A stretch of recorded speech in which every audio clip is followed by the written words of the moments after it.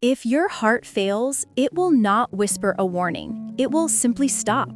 Right now, somewhere in the world, someone who feels fine is having their very first symptom of heart disease, and that symptom is death.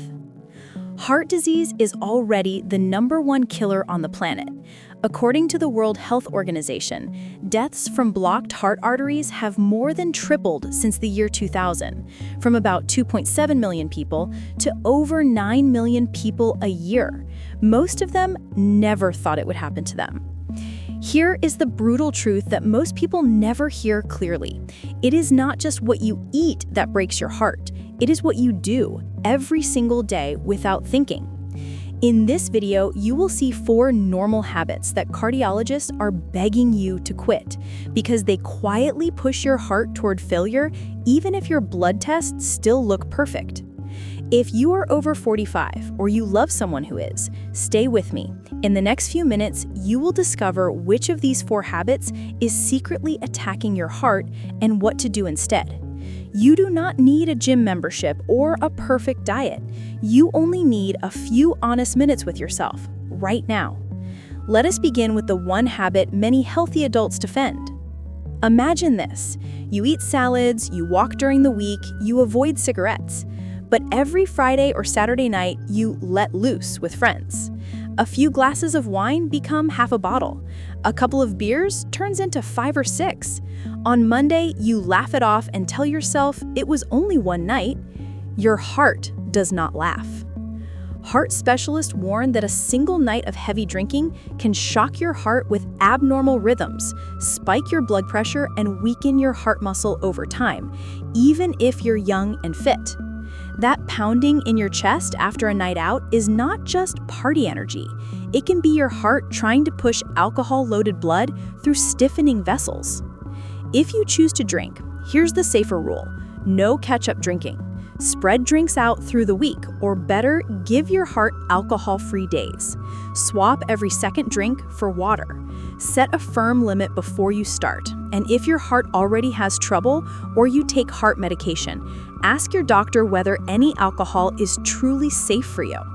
The second heartbreaking habit hides in your kitchen, not in the salt shaker on the table, but in the foods you think are harmless. High sodium is like sandpaper on your blood vessels. Over time, it raises your blood pressure, stretches and injures artery walls, and makes it easier for plaque to build up. That's why high blood pressure is called the silent killer. You can feel totally normal while your arteries are quietly being damaged. The shocking part is where the salt comes from. It's not only chips and pretzels. It's the sandwich meat in your lunch, the canned soup you heat for a quick dinner, the frozen pizza you throw in the oven, even the sauces you pour over otherwise good food. Each one adds up until your heart is drowning in salt. Start by choosing one meal each day to make low sodium on purpose. Cook from scratch when you can. Use herbs, garlic, lemon, and pepper for flavor instead of salt. Rinse canned beans and vegetables. When you buy bread or soup, flip the package and compare sodium. Pick the one with the lowest number per serving. Over time, this small habit lowers blood pressure and gives your heart room to breathe again. The third heartbreaking habit feels like a badge of honor in modern life: surviving on too little sleep. Maybe you tell yourself, I can function on 5 hours. You stay up late scrolling on your phone, watching one more episode, or catching up on work. You drag yourself through the next day with caffeine and willpower. You might feel productive, but inside, your heart is paying the price. When you don't sleep enough, stress hormones stay high. Your resting heart rate creeps up. Your blood pressure and blood sugar rise. Over years, this pattern becomes high blood pressure, diabetes, and clogged arteries, all major drivers of heart failure. Your heart needs 7 to 9 hours of real sleep most nights to repair itself. Start by protecting your last hour of the evening. Turn off screens, dim the lights, and go to bed at the same time every night. Keep your bedroom cool, dark, and quiet. This is not self-care fluff. It's nightly heart repair. Finally, the fourth habit: sitting your heart to death. Most people wake up, sit in a car, sit at a desk, sit in front of a screen, and then collapse on the couch at night. A large international study found that people who sit 6 to 8 hours a day have a much higher risk of heart disease and early death. Sit more than 8 hours and the risk shoots up again. Long hours of sitting slow your blood flow, especially to your legs. That makes it easier for clots and plaque to form. At the same time, your blood pressure rises, your weight creeps up, and your heart muscle becomes weaker because it's simply not challenged. The good news is that your heart responds very quickly when you move.